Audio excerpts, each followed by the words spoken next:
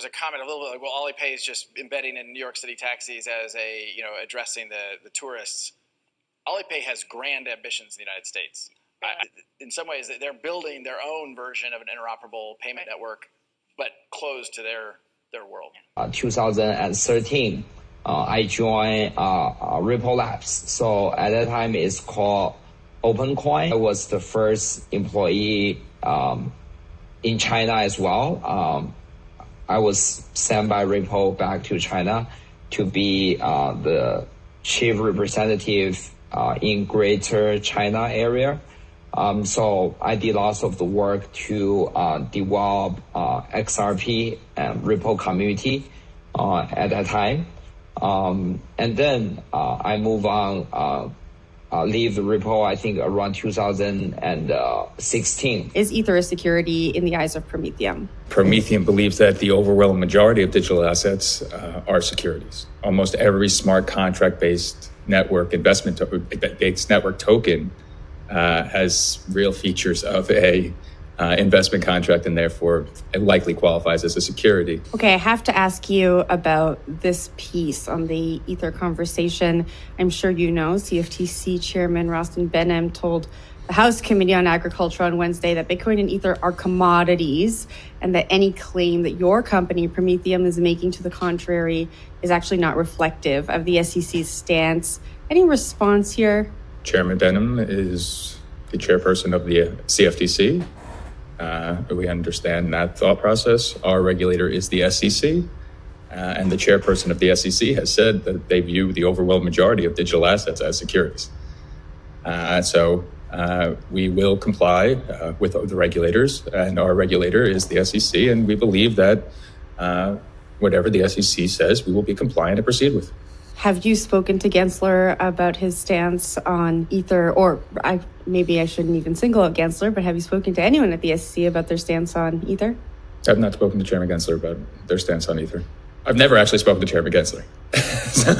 How do you determine whether or not Ether is a security and then listed on the platform? Our point of contact is our regulator, which is the self-regulatory organization that our broker-dealers are regulated by, which is FINRA, and essentially based on how our licensing work and the procedures we have to do some sort of investment contract analysis to make a determination, and we are confident in our analysis. It doesn't impress me because I sit on a committee, and I can tell you any company that is either owned by or are involved with the Chinese Communist Party and or government is influenced by them. That's the only way they operate. Benefit to the Chinese then involve themselves in your company. If they can't access it, if they can't access information, they can't access your technology, what's the benefit of them investing in your company? The belief in the business idea that digital assets are securities and need to be properly regulated as such and traded on intermediaries that are properly registered under the securities laws. And here we have the SEC getting you one of the first digital asset security broker-dealers license. It's where's the SEC on this, I'm wondering, but central monopolist with another central monopolist. A lot of commercial banks aren't terribly excited about that. Maybe you're going to have to give some ownership. Maybe you'll have to give 50% of your ownership to the 20 banks that are now, part of this. I mean, there are other ways to build incentive systems. Maybe you put a native token in there, and you give them the native token. So there may be other incentive ways to beat the current monopolist. But I, having been around commercial banks for a long time, they really are looking for ways to replace their aggregators in their back office, whether it's clearing, settlement, exchanges, credit agencies. But they are deeply understanding, because they are pretty ambitious and very good at making money as well. They deeply understand that every idea that's pitched to them is somebody who currently is small but wants to get big and gain market power. So they're also always thinking about how to ensure that there's a check to slow down your startup from gaining market power 5, 10, and 15 years from now. They don't want you to be the next clearinghouse like the Chicago Mercantile Exchange or Intercontinental Exchange. They don't want you to be the next central node of market power. So you might share some of that with them, or you might find an incentive system. Welcome to the Crypto Teacher. And you know I come back with that video just to make you think. Don't forget to like and subscribe to the channel. And make sure you're joining the Patrons. If you're not a part of the Patrons, make sure you're hitting the Cash App. And we had Brad Garlinghouse tell us a long time ago about China's ambitions. And we know Ripple and XRP and XLM and the top cryptos are all over the emerging markets. And we see China is using Hong Kong to run crypto. And we have Justin Sun going over his resume. Started with OpenCoin, of course, then turned to Ripple Labs. And Ripple Labs sent Justin Sun to China. Now we have Prometheum, and we know China has its hands all over it. And of course, Prometheum says that Ethereum is a security. We know the CFTC says that Ethereum is a commodity, which is correct. It did start off as a security, but now because we know the utility of it, it is definitely a commodity. And we know Ethereum is definitely the new internet. And we know DeFi is definitely the new banking. But of course, they have to have a movie in order to take over the space. We know the central banks are not going to hand over their control over banking. We heard it from Gary Gensler. It's a monopoly, and they're definitely not giving it up. They'll use your technology, but the control is going to stay with them. And remember, the Crypto Teacher told you. Now we have Biden's $7.3 trillion budget. And guys, we know this is nothing but the Hegelian dialectic. Is definitely not going to pass. But we know one thing, the fourth industrial revolution, we're definitely going to have universal basic income. And they can simply tokenize the debt and turn it over into equity. And remember, the Crypto Teacher told you. And like I stated, the mainstream media has changed the tune. Every single channel is now bringing you reality. It's time for assets to come down. And a recession is coming. And guys, remember, this is going to be global. These central banks are moving in lockstep. This whole legacy market has to be destroyed. And now we have China's Vanke downgraded by Moody's to junk. And this is one of the largest Chinese developers. But remember, nothing happens in China that they already haven't planned. And we have China ready to normalize rates. And we know what that means for the global economy. Remember, Japan is holding up this whole globe. So it's going to be an earthquake. I don't think they're going to do anything next month, but they're definitely going to do something by May. And when China makes that move, that's going to force the Fed to start cutting rates. And remember, the Crypto Teacher told you.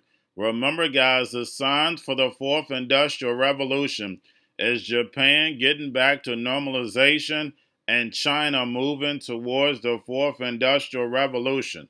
The BRICS nations rising. And that's going to cause a banking collapse. And that's the reason why we keep hearing the banking consolidation. We definitely know it's coming. I bought you the FDIC videos. They planned this 10 years ago. And speaking of planning, we have these big corporations taking advantage of the migrant crisis. And like I told you, where I'm at, these restaurants, guys, they do not speak any type of English, and you can tell they're told to stay out the way. And remember, the migrants that are coming inside the United States, they are ready to work and don't mind working. So just imagine if you give them UBI, give them a home, what they're willing to do for you. And believe me, the NWO knows. And remember, the Crypto Teacher told you, because he knows when it comes to the NWO, it's all planned out. You have a wonderful day. If it didn't cost them half their cost just to fill out the red tape. You know, there's a lot of opportunities out there for the private sector. This is a budget that says we don't believe in what America was built on, capitalism. We do not believe in capitalism. This is a war against capitalism. The State of the Union, President Biden brought up the Civil War and FDR and the idea of fighting on two fronts. This is the fight he's talked. This is the fight they're really having. It's a war on capitalism, bigger government. How can your budget go up 44% pre-pandemic? That was only 4 years ago. Yeah. So we've never really had, the problem has never really been getting the cash, right? It's been spending. So if the budget is $7 trillion and they get 5 next time it's $8 trillion, it never stops. You talk about the housing affordability, and it makes me think about the dynamic of the president and the left saying, oh, well, we're providing all these handouts, right? We're going to have all this government backstop and stimulus that's going to drive growth. But at the same time, we've got to pay for that. And when it comes to affordability, our interest rates have all had to go up to pay for that massive government spending that led to inflation. So at the end of day, you have to ask yourself who's eventually going to pay for this. Nothing is free. Just expect AI to be on this kind of straight line path of growth, but we don't have a ton of business use cases for it just yet. The market at 21 times earning is priced for some really good news.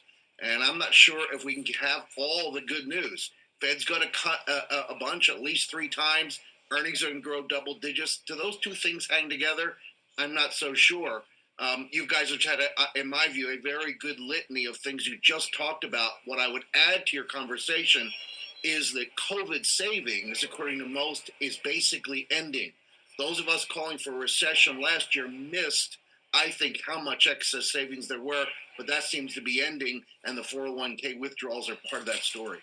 So are you calling for recession still, Bob? Yeah, I've not given up. I know it sounds like a dinosaur to say that, but we're only anniversarying 24 months after the Fed began raising rates. That's the normal amount of time it takes for those the lags on our economy to begin to create economic weakness, and I think that's still in front of us. So I don't know when it starts. Our prediction is sometime this year, Sarah, but the jury is obviously out, and so far, so good for the bulls. Earnings increases that would be necessary to sustain it? I don't, David. We're beginning to hear, you guys just talked about companies talking about some demand issues. I would add to that pricing power isn't what it was. Some cost pressures. I think we're going to see more wage growth pressures. I don't see how we get the inflation rate below 3.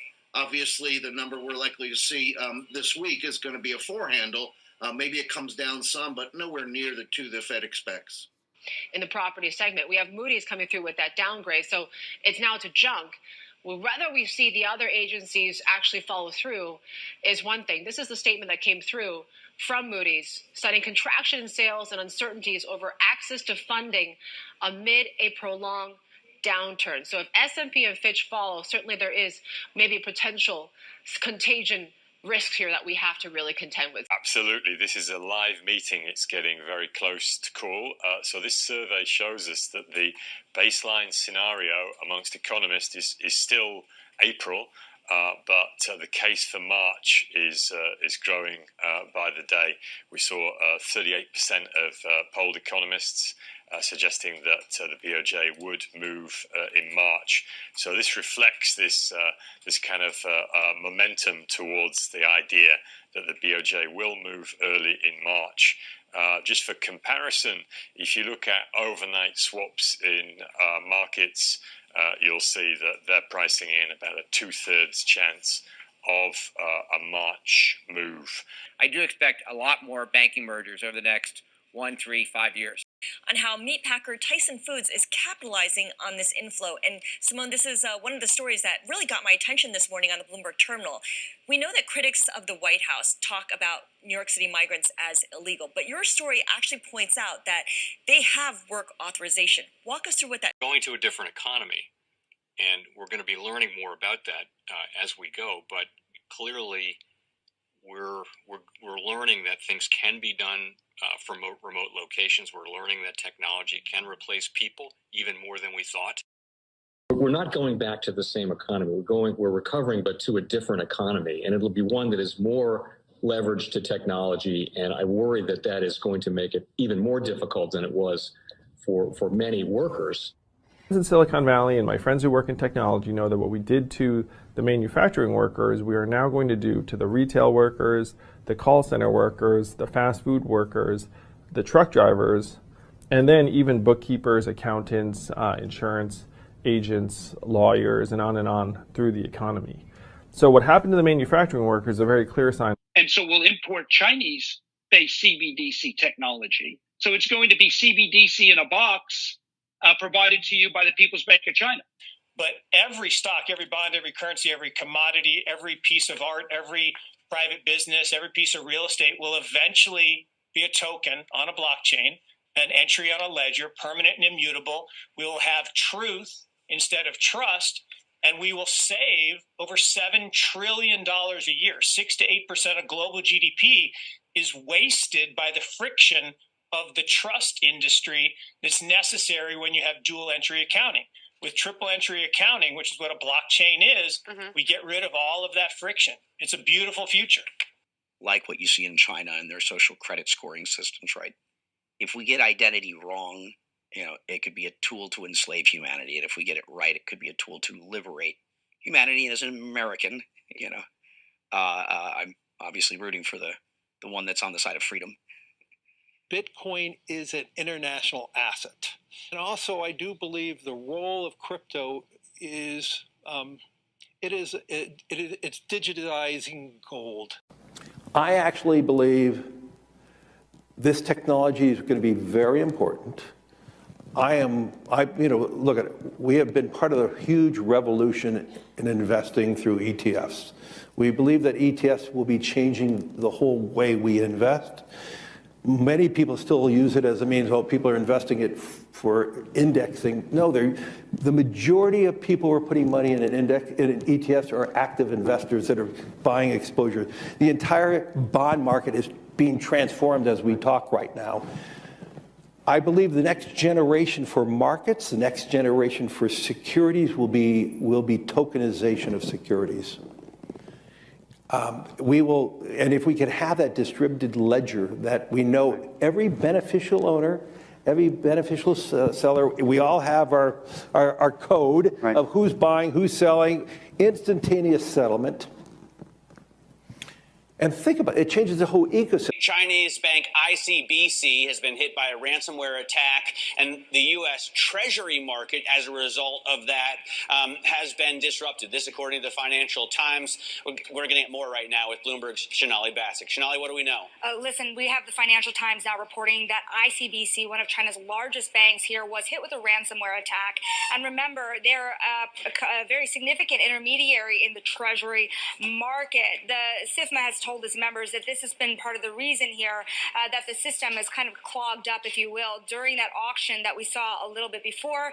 The attack had prevented ICBC, according to the Financial Times, from settling Treasury trades on behalf of other market participants. A large executive at a major bank also telling the paper that such a large party on the fixed income clearing corp creates major concerns, potentially impacting the liquidity of Treasury markets. Now, it was not just a poor auction. It was absolutely lousy, and when the dealers have to step in to save a treasury auction, that's a rare occurrence. And very much a traditionalist. I like staying with the dollar. You know that from when I was there. It's make the dollar the choice. I hate when countries go off the dollar. I would not allow countries to go off the dollar, because when we lose that standard, that will be like losing a revolutionary war. That will be a hit to our country, just like losing a war. And we can't let that happen. And too many countries now are fighting to get off the dollar. And Cryptoteacher and the New World Order book, plus the 3 Kids books. It's time to re-educate. Also, new to cryptos, Coinbase, Bitrue, Binance. Do not forget book links and crypto links are in the description. The stock channel, guys. Don't forget to go like, subscribe, spread everywhere. You have your Kobo, your chip stocks, your banking, your gaming. While everybody's sitting at home, get on stocks, the Seaver, the biotech stocks. And while everybody's at home wishing, they were still getting that free money. What are they doing? Drinking and smoking weed. Don't forget about those stocks, and you have a wonderful day. The most powerful person in the world is the storyteller. The storyteller sets the vision, values, and agenda of an entire generation to come. Steve Jobs.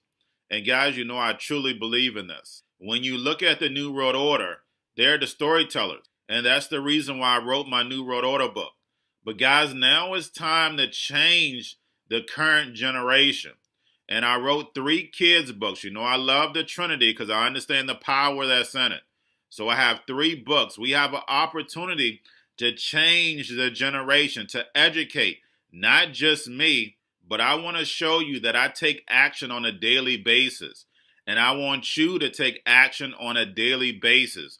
Whether it's your job, whether it's in your community, we have an opportunity right now to educate the masses. I posted this on my Twitter account. Please share, but this is a short clip of the 3 books. There's going to be a clothing line and action figures. Please get these books for your kids, nephews, cousins, friends, so therefore we can start the re-education now.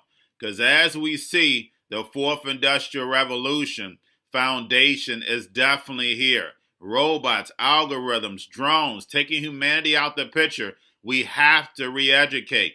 But let's get into the video. Part 1. King Joshua and Grandma Tam save the village. Part 2. King Joshua and Grandma Tam save New York from COVID-33. Part 3. King Joshua and Grandma Tam goes to China. It's mandatory to get part 1, part 2, and part 3 of this series. It's time to re-educate Generation Z.